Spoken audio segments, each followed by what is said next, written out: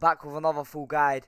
This is the secret to building big biceps. 15 years old, by the way, and join the free Discord server if you are a guy on self-improvement.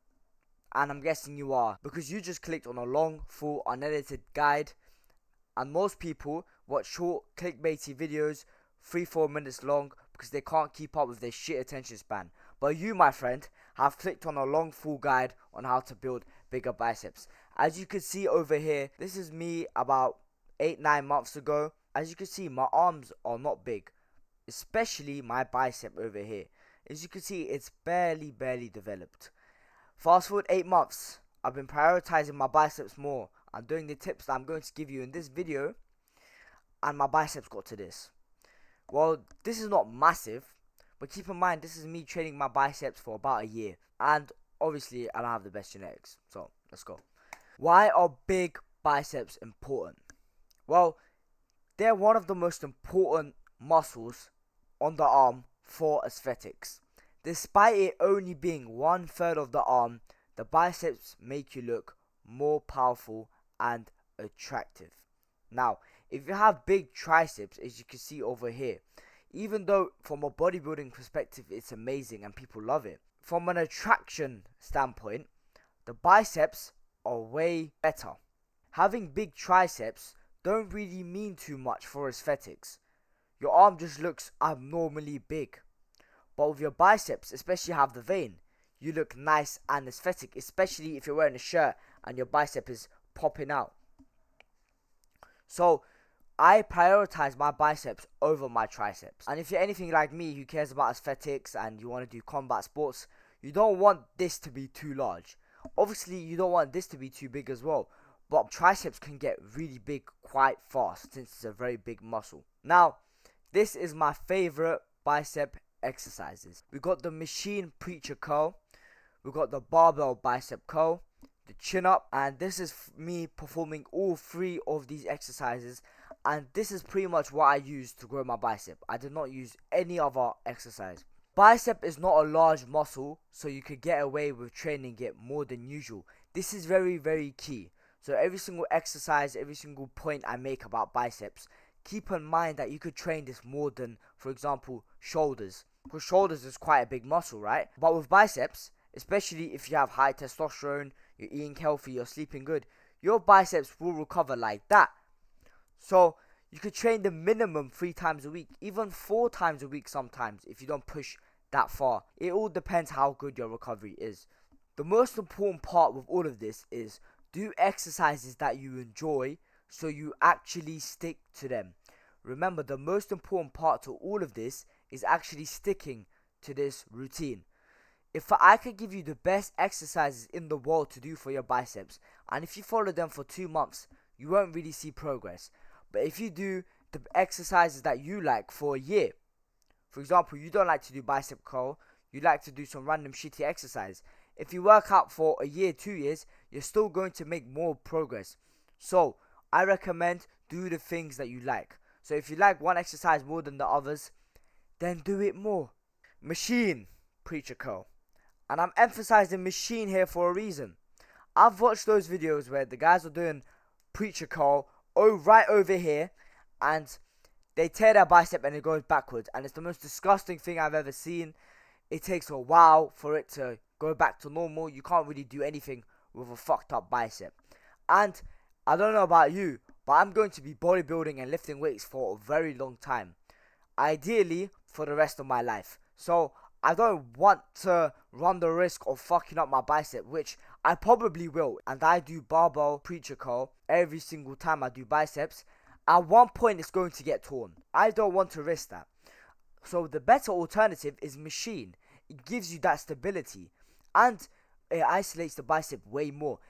Machine preacher curl is by far my favorite exercise for growing the biceps, because it fully isolates it. You can progressively overload on this, obviously with the weight. It gives you an amazing pump. Remember, the driving factor of muscle growth is not actually progressively overload, which you should, but getting the pump is actually more important than upping the weight. Because if that was true, then people that will do push-ups will have very little muscle. But what happens? Their muscles blow up. So, Do this 4 sets, 12 plus reps.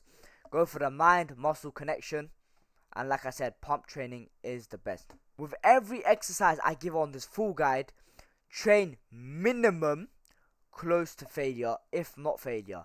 I like to go to failure in nearly all of my exercises for the biceps and smaller muscles like that, because it recovers quickly. And unlike the people that are very sciencey in this fitness industry space, I've seen way more progress when I actually train to failure.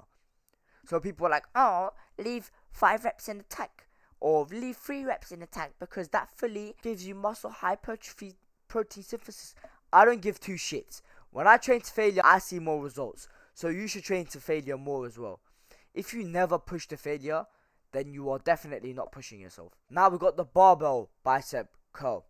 You could pick pretty much any variation you want. You could pick the one that's not straight like this one. You could pick the one that's straight.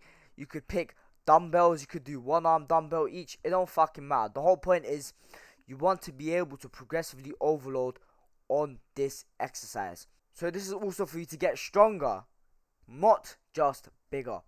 Try not to use your whole body to swing it up until you can't do it anymore with perfect form, and then you start doing half reps and you start swinging it up.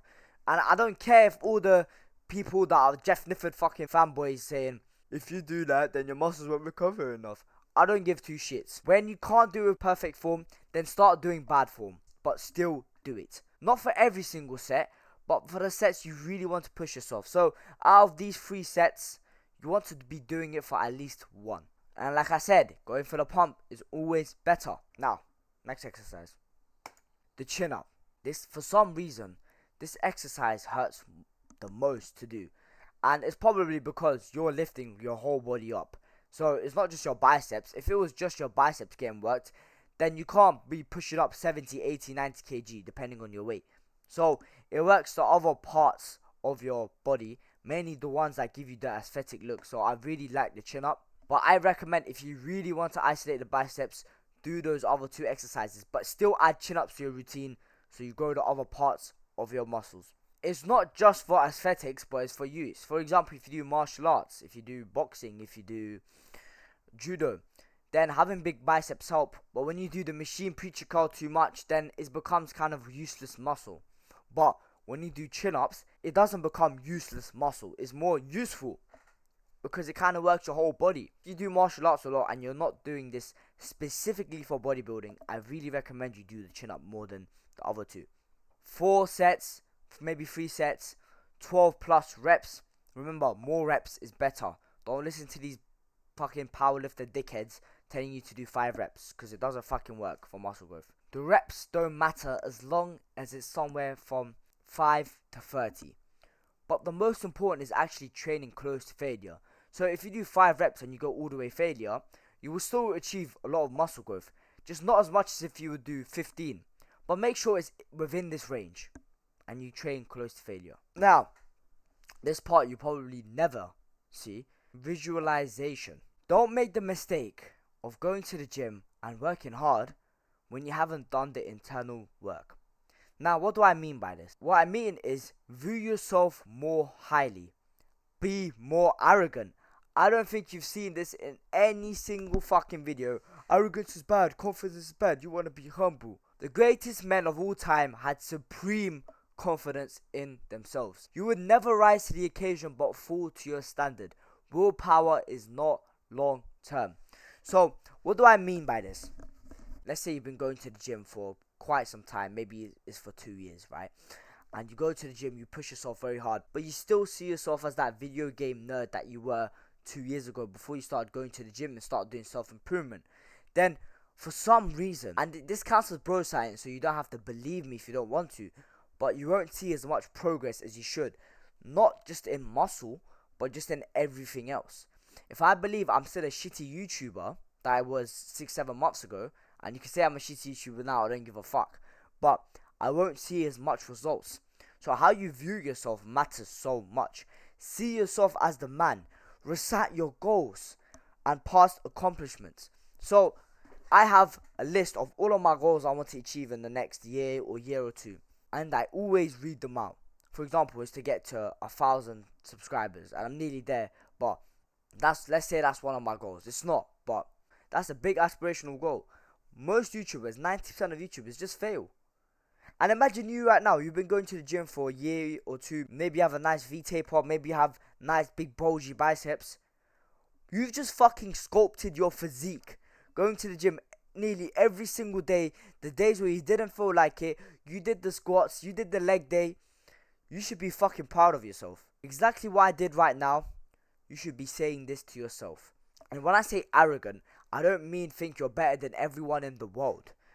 Just view yourself as really highly. As in, be proud of yourself. A lot of people will see this as being arrogant. That's why I said arrogant. I don't literally mean be arrogant. But if you say to yourself, fuck yeah, I have big biceps. Fuck yeah, I have big arms. If you say that, you're seen as arrogant. So by today's standards and definition, you're arrogant. But it will actually help you in anything you do in life, not just biceps. So, that has been the end of the video. Join the free Discord server if you are on self-improvement and you want to sculpt your physique, you want to build a business, anything relating to self-improvement. You need to connect with brothers on the same journey as you to get the highest results. The 99% will hold you down. When you walk around, let's say you're in school and you walk around, people are talking about this new COD update, and I see this so much, and this new TikTok trend. Most of the time, if you are on self-improvement, you don't really give two shits. And those are the kind of people that hold you down and keep you below. Because you are a result of the 5 people you spend the most time with. If you're spending time with loser crabs who drag you down every time you want to go up, then guess what, my friend? You're never going to get to the top. You need to find brothers on the same journey as you, who's not a fucking loser, trying to go to the top 1%. So, go join that. That's been Team TMS Bye.